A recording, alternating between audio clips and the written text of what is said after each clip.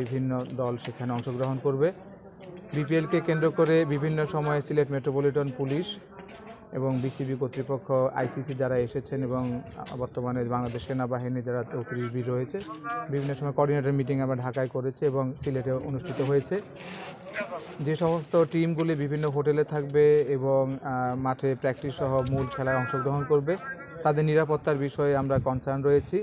আমরা 3 থেকে 4 স্তরের নিরাপত্তার ব্যবস্থা রয়েছি। হোটেল ম্যানেজমেন্ট থেকে শুরু করে মাঠের যে অথরিটি থাকবে এবং প্লেয়ারদের সামগ্রিকভাবে আমরা নিরাপত্তার চাদরে বেষ্টনী প্রোগ্রাম করেছি।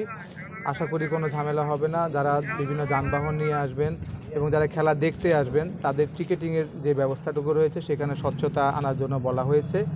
টিকিট বিভিন্নখানে টিকিট সেল হবে, তবে যারা মাঠে খেলা দেখতে আসবেন তবে সবাইকে আহ্বান করছি আপনারা শান্তি শৃঙ্খলার মধ্যে সুন্দরভাবে খেলা উপভোগ করবেন। আমাদের পুলিশি ডিপ্লয়মেন্ট রয়েছে, সাদা পোশাকে নজরদারি রয়েছে, বিভিন্ন গোয়েন্দা সংস্থা রয়েছে এবং আইসিসি হয়ে বিসিবির ঢাকার এবং সিলেটের হয়ে তাদের যথেষ্ট ভলেন্টিয়ার রয়েছে।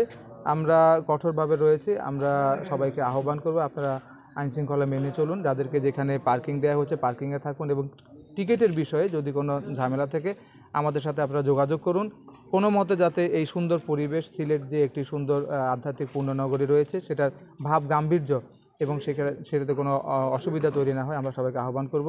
আমরা সিলেট মেট্রোপলিটন পুলিশ, এখানে যারা বিসিবি রয়েছে, ইভেন যারা গণমাধ্যমের সংবাদকর্মী রয়েছে, আমরা সবাই চাই সিলেটে একটি সুন্দর পরিবেশে যে বিসিবির যে ক্রিকেট টুর্নামেন্টটা সমাপ্ত হোক। আমরা সবার মঙ্গল কামনা করছি এবং সবাইকে আবার আহ্বান করছি আপনারা আসুন, খেলা উপভোগ করুন, আইন শৃঙ্খলা মেনে চলুন। এমন করে পরিবেশ পরিস্থিতি তৈরি না হয় যে আমরা সেখানে কঠোর হতে বাধ্য থাকব। সবাইকে ধন্যবাদ।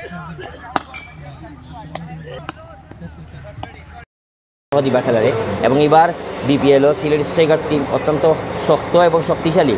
আমরা বিশ্বাস এবার এমন কোনো মাইল ফুট নেই আমরা কাপ নিতা, এই কাপ আমরাও নিব অবশ্যই ইনশাল্লাহ।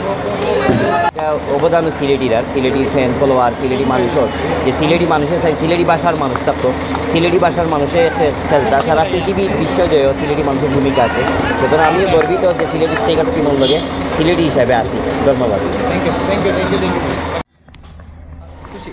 এর আগেও যখন আমি হোস্টিংয়ের জন্য বিভিন্ন ব্র্যান্ডের হয়ে সিলেট আসতাম, প্রায় সময় আমার ফেসবুকে বলতাম সিলেট শহরটা আমার খুব ভালো, আন্তরিক এবং প্রত্যেকটা মানুষের জন্য এখানকার মানুষের যে ভালোবাসাটা এবং অ্যাকসেপ্টেন্স বিষয়টা, এটা আমার সবসময় খুবই ভালো লাগে।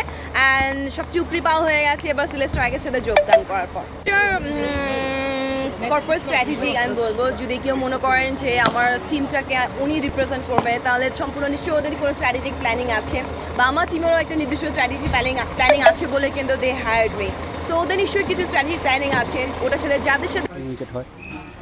বোলাররা যখন ভালো জায়গায় বল প্রথমে কিছু বল খেলতে পারে, দেখা যাচ্ছে ব্যাটসম্যানরা রান পায়। এই জায়গাটার উইকেটটা এমনই যে আপনি ভালো জায়গায় বল করে আপনি উইকেট পাবেন এবং ব্যাটসম্যানরা যদি টিকে যেতে পারে তারাও রান পাবে। মানে এমন একটা স্পোর্টিং উইকেট, বোলার এবং ব্যাটার দুই ইয়েরই একটু ফেভার থাকে এখানে। এবার মিরপুরে খেলে আসলে প্রায় 200-200-র কাছাকাছি রান হয়েছে। এরকম জেনারেলি কিন্তু আপনি দেখে থাকবেন মিরপুরে এরকম কখনোই হয় না। অনেক সময় দেখা যাচ্ছে 130-35 বা 40-45 রান হয়ে গেল, এটা মানে চেস করাটাও ডিফিকাল্ট। তো এখন দেখা যাচ্ছে 200-র কাছাকাছি রানও চেস হচ্ছে। তো এটা খুবই ভালো যে আমাদের মিরপুরে উইকেটটা খুব ভালো হচ্ছে এখন। বোলার এবং ব্যাটার সবার জন্য এখন স্কিলের ইয়েটাও বাড়তেছে।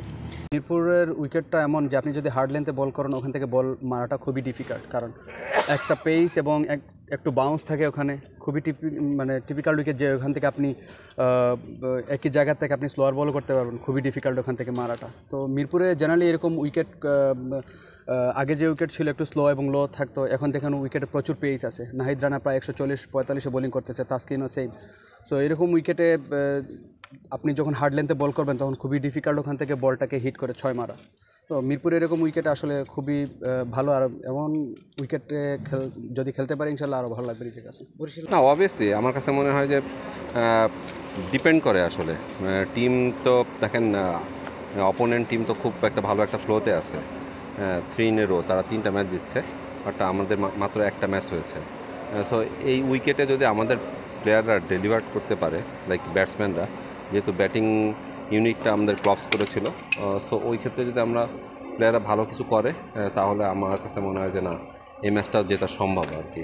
3টা স্টেডিয়ামে যে বরাদ্দ হয়েছে তার একটা অংশ এখানে ব্যয় হচ্ছে। আমাদের সেনাবাহিনীর তত্ত্বাবধানে অলরেডি আমাদের প্রেস বক্স সহ গ্যালারি এবং আরও বিভিন্ন জায়গায় যে বেশ কিছু সংস্কার হয়েছে, তার সাথে বোর্ডের পক্ষ থেকে মানে ব্র্যান্ডিংয়ের যারা আছেন তারা সাজসজ্জার কাজগুলো দেখছেন, যাতে নির্বিঘ্নে দর্শক থেকে নিয়ে শুরু করে অন্যান্য যারা যুক্ত আছেন, আমাদের যারা বিভিন্ন মিডিয়ার যারা আছেন তাদেরও সুযোগ সুবিধার কথা চিন্তা করেই আয়োজন সম্পূর্ণ। এখন হলো এটা হলো দর্শকরা যাতে নির্বিঘ্নে এবং স্বতঃস্ফূর্তভাবে খেলাটা দেখতে পারেন, এটার জন্য আমরা আসলে অপেক্ষা করছি। প্রস্তুতি মোটামুটি আমাদের শেষের দিকেই।